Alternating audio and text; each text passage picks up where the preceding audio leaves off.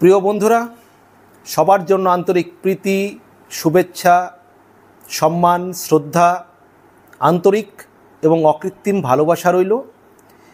অভিষেক ব্যানার্জি তৃণমূল কংগ্রেসের সর্বভারতীয় সাধারণ সম্পাদক এবং ডায়মন্ড হারবারের সাংসদ। তিনি গত বুধবার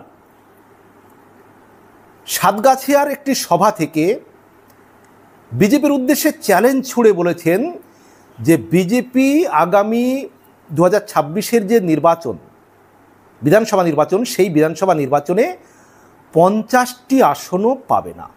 একবারে চ্যালেঞ্জ ছুড়ে দিয়েছেন। এখন সত্যিই কি বিজেপি আগামী বিধানসভা নির্বাচনে 50টি আসনও পাবে না, যেটা গত 2021 সালে বিজেপি 77 আসনে আটকে গিয়েছিল? আরও কি বললেন অভিষেক ব্যানার্জি চ্যালেঞ্জ ছুড়ে শুভেন্দু অধিকারী এবং বিজেপিকে, সবটি আলোচনা করব আজকের ভিডিওতে।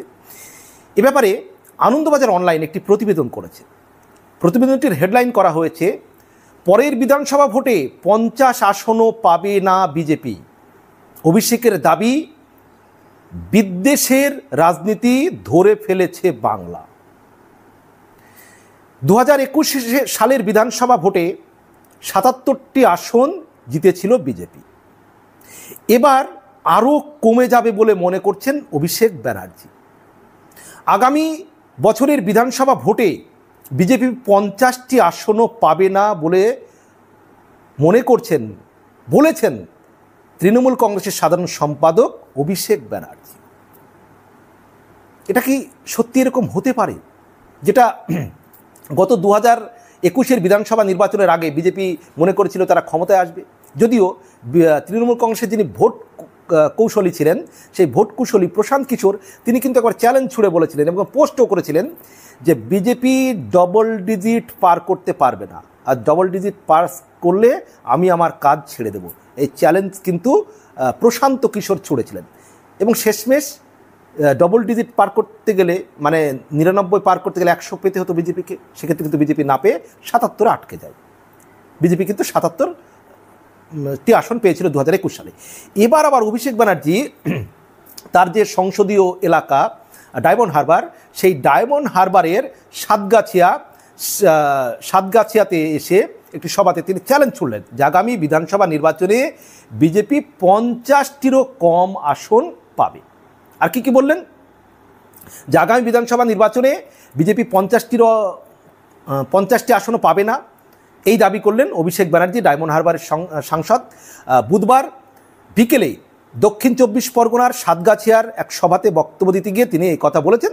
এক কথায় তিনি এই ভবিষ্যৎবাণী করেছেন যে 2021 সালে বিধানসভা ভোটের আগে বঙ্গ বিজেপি এবং কেন্দ্রীয় যে বিজেপির নেতা, তারা দাবি করেছিলেন কি?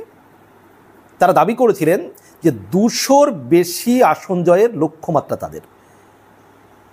মোদিজি এসেছিলেন, অমিত শাহজি এসেছিলেন বারবার রাজ্যে, এবং তারা কি বলেছেন?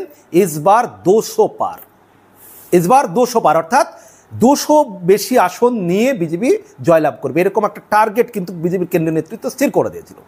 সেই প্রচারে বিজেপি করেছিল, কিন্তু বিজেপি জিতেছিল 77টি আসনে। সেই কথা স্মরণ করিয়ে দিয়ে, মনে করিয়ে দিয়ে অভিষেক ব্যানার্জি বলেন যে 2021 সালে 77-এ আটকে গিয়েছিল বিজেপির চাকা। আমি আপনাদের কথা দিয়ে গেলাম 2026-এ, যেটা 2021-এ 77 আটকে ছিল, আমি কথা দিয়ে গেলাম 2026-এ 50-এর নিচে থাকবে। আমি ভবিষ্যৎবাণী করি না, তিনি বলছেন যে আমি ভবিষ্যৎবাণী করি না, যদি ভবিষ্যৎবাণী করি তা ঈশ্বরের কৃপায়, মানুষের ভালোবাসায় অল্প হলেও মেলে।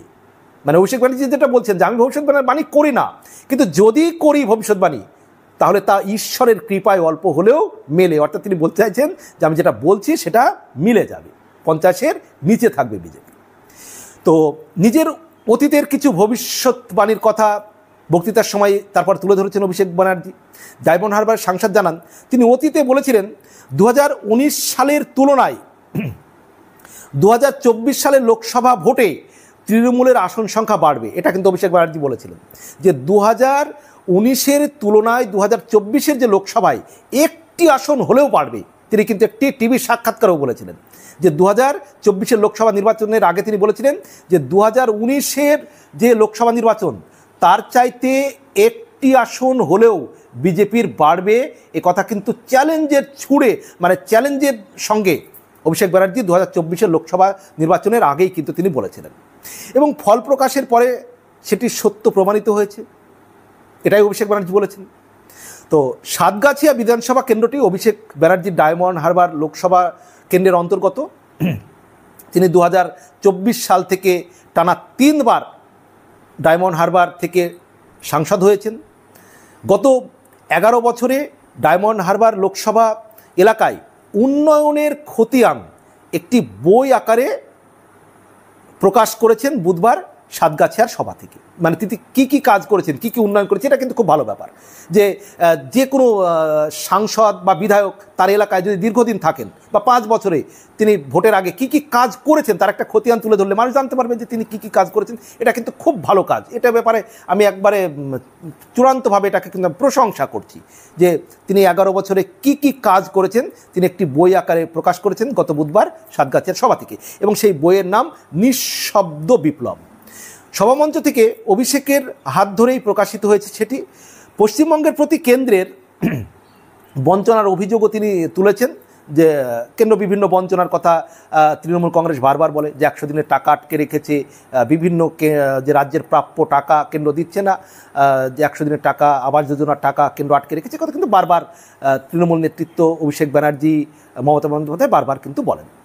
তো যাই হোক, বিজেপির যে বৈষম্য বিদ্বেষের রাজনীতি করার অভিযোগ সেটাও ডায়মন্ড হারবারের সভা থেকে সাংসদ অভিষেক বন্দ্যোপাধ্যায় তুলেছেন এবং বিজেপিকে নিশানা করে তিনি বলেন যে এই বিদ্বেষ বৈষম্য এই বাংলার রাজনীতিতে আগে কোনোদিন ছিল না, যেটা আর কি বিজেপির হাত ধরে এসেছে বাংলাতে, এ কথাও তিনি তুলে ধরেছেন। তো যেটা মূল আজকের এই ভিডিওতে আমার বক্তব্য যে অভিষেক ব্যানার্জি বলছেন যে 50-এর নিচে বিজেপির আসন থাকবে, 50-এর নিচেই বিজেপি আটকে যাবে এবং বিজেপিকে তিনি অনেক কথাই বলেছেন যে বিজেপি বিভেদের রাজনীতি করছে, বিভাজনের রাজনীতি করছে, বিজেপির মানে কেন্দ্র সরকার তারা বাংলার টাকা আটকে রেখে সাধারণ মানুষের জন্য বিভিন্ন টাকা আটকে রেখে তারা প্রতিশোধের রাজনীতি করছে, কিন্তু বাংলার মানুষ এই সব কিছুর জবাব দিয়ে দেবে এবং আগামী যে বিধানসভা নির্বাচন সেই আগামী বিধানসভা নির্বাচন অর্থাৎ 2026 সালের যে নির্বাচন সেই নির্বাচনে বিজেপি 50টি আসনও পার করতে পারবে না। অর্থাৎ যে সাধারণ মানুষের প্রকল্পের যে টাকা বিজেপি আটকে রেখে প্রতিশোধ নিচ্ছে এবং বাংলায় যেভাবে বিজেপি গোহারা হেরে যাচ্ছে তার প্রতিশোধ বাংলার মানুষও কিন্তু নেবে। কিসের মাধ্যমে? গণতন্ত্রের মাধ্যমে, ভোটের মাধ্যমে। যে বাংলার যে টাকা আটকে রাখা হচ্ছে, বিভিন্ন প্রকল্পের টাকা আটকে রাখা হচ্ছে, বাংলার মানুষও এর কিন্তু প্রতিশোধ নেবে। কিন্তু বিজেপি বিদ্বেষের রাজনীতি করছে, প্রতিশোধের রাজনীতি করছে, এ কথাও কিন্তু তিনি বলেছেন। সেই সঙ্গে তিনি বলেছেন যে মানুষ চেয়েছে বলেই কেউ প্রধানমন্ত্রী, কেউ সাংসদ, কেউ মুখ্যমন্ত্রী, কেউ বিধায়ক হয়েছেন। এটাই সত্যি কথা যে মানুষ না চাইলে কিন্তু কেউ কিছুই হতে পারে না।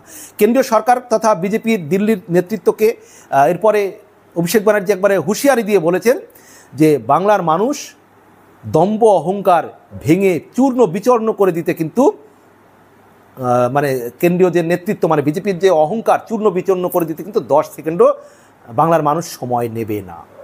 অর্থাৎ বিজেপি যে দম্ভ অহংকার দেখাচ্ছে, বাংলা টাকা আটকে রাখছে, এই দম্ভ অহংকার বাংলার মানুষ কিন্তু চূর্ণ বিচূর্ণ করে দেবে এবং তার জন্য 10 সেকেন্ডও সময় নেবে না।